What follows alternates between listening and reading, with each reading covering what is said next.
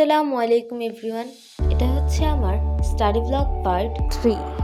এই ভিডিওতে আমি আমার ইংলিশ বইয়ের এইম ইন লাইফ এই কম্পোজিশনটা পড়ব। এটা আমাকে স্কুল থেকেও পড়া দিয়েছে এবং আমার বাসার টিচারও আমাকে এটা পড়া দিয়েছে, যার কারণে এটা আমার পড়তেই হতো। যদিও আমার এটা পড়তে একদমই ভালো লাগছিল না, আমি এটার অর্ধেকের মতো দাগিয়ে নিয়েছি, এতটুকু আমি পড়বো। প্রথমে আমি রিডিং পড়ে নেই, তারপর আমি নিজের মতো করে পড়া শুরু করি। অনেকবার আমি পড়েছি, খুব ভালো যদিও মুখস্থ আমার হয়নি।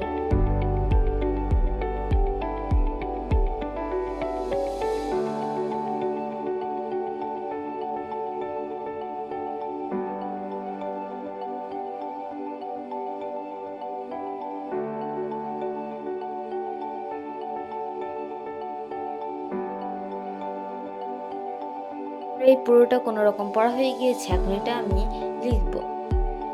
যদিও আমার এটা পুরোটা মুখস্থ হয়নি, তবুও আমি যতটুকু পারছিলাম লেখার চেষ্টা করছিলাম।